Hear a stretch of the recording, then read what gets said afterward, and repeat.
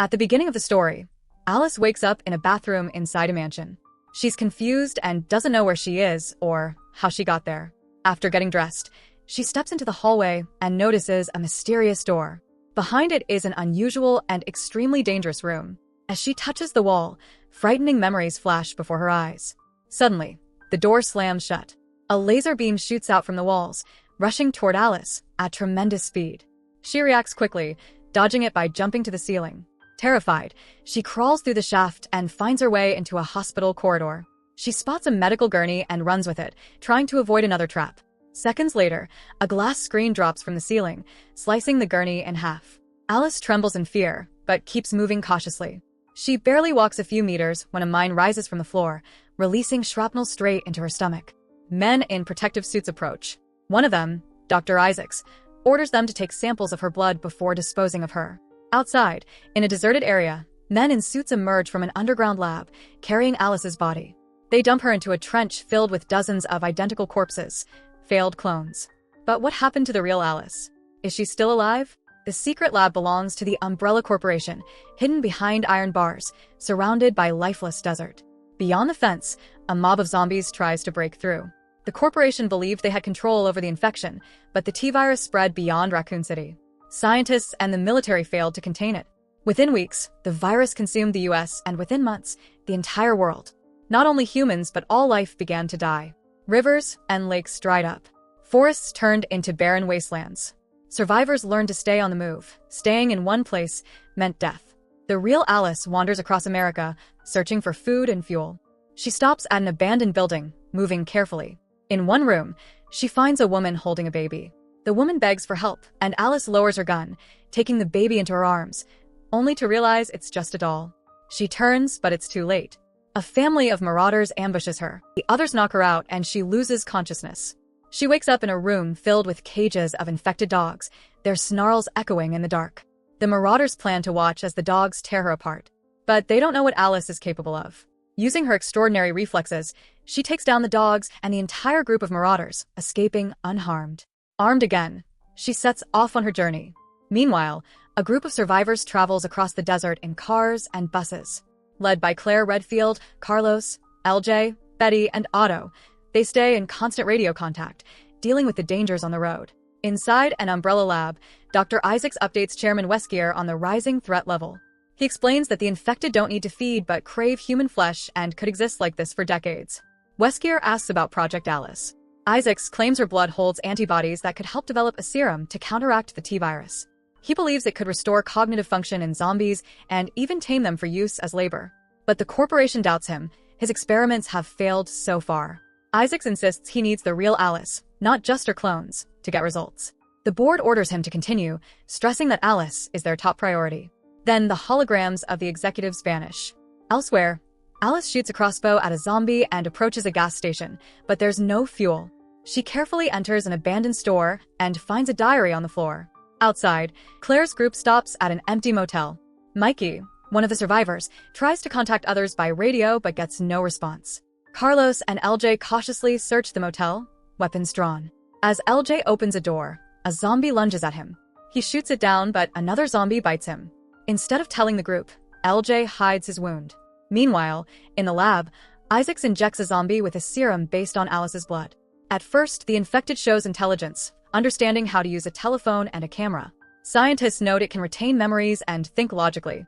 But suddenly, the zombie snaps. Overcome by uncontrollable rage, it attacks and kills the scientists. Isaacs watches silently from behind a glass panel as his colleagues are devoured.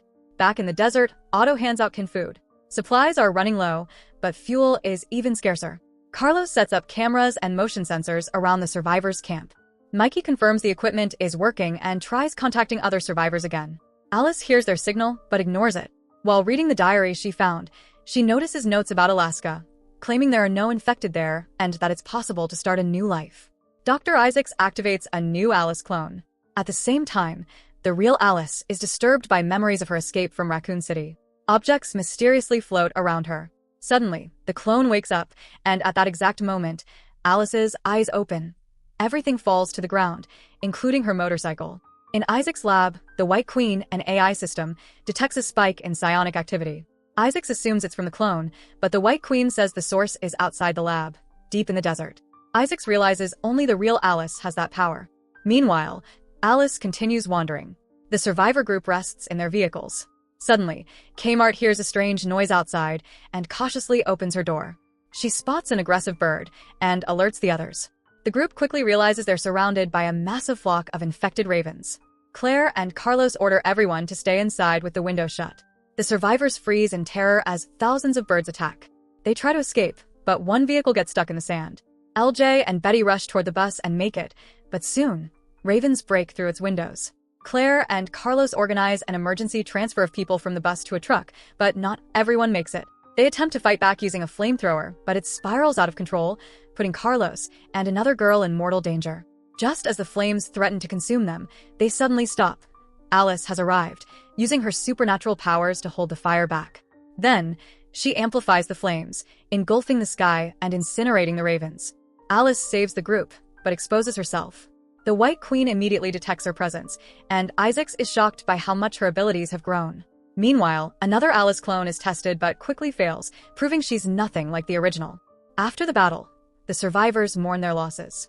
Carlos introduces Alice to Claire, explaining that she's the one who brought everyone together. Claire thanks Alice but warns her that her presence puts them all in danger. Alice explains she's been in hiding, hacking into Umbrella systems to track their satellites.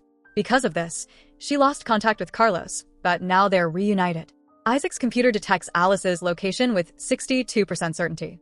He wants to act immediately, but Wesker refuses, insisting that such decisions must be made in a committee meeting.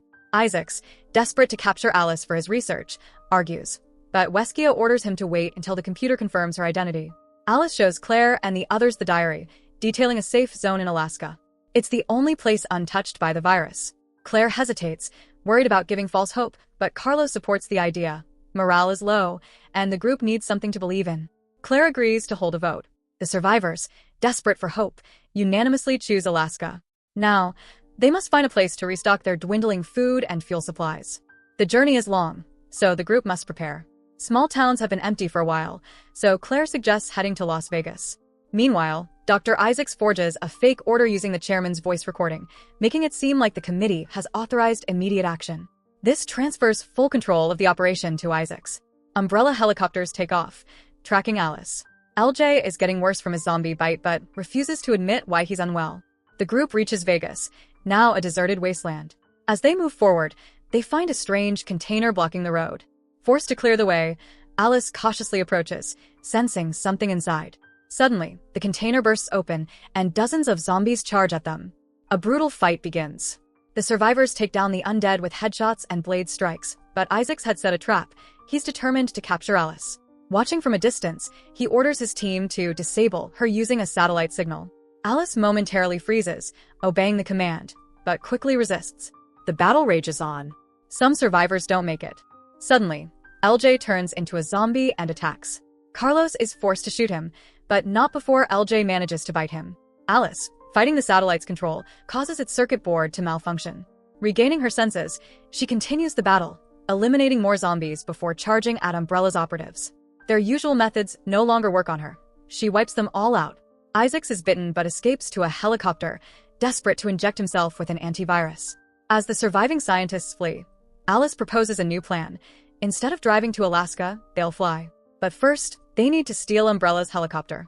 Deep in the underground lab, Isaacs injects himself with multiple vaccine doses. However, Alice's cloned genetic material has only made the infection stronger. No one knows what will happen to him now. When the corporation orders Isaac's elimination, a committee member shoots him, but he survives. Moments later, his arm mutates into long, deadly tentacles, which he uses to slaughter the scientists. Meanwhile, the survivors locate the lab's entrance, but the helicopter is behind a fence, surrounded by thousands of zombies. Carlos feels the infection spreading. Alice promises to find a cure, but he knows it's too late. Instead, he devises a plan. He'll drive a fuel tanker into the zombie horde and detonate it, clearing the way for the others. The group is devastated, but they know it's their only chance. After a final farewell, Carlos speeds toward the mass of zombies, crushing them in his path. The truck overturns, but he lights a cigarette, using it to ignite the explosives. A massive explosion erupts, giving Alice, Claire, and the others a clear path to the helicopter. The survivors take off, but Alice stays behind. She still has unfinished business. Inside the lab, Alice discovers a trench filled with the bodies of her clones. Fueled by rage, she grips her machete and storms in. She soon encounters the White Queen, who reveals that Isaacs, after being bitten by a mutant test subject, has undergone extreme mutation.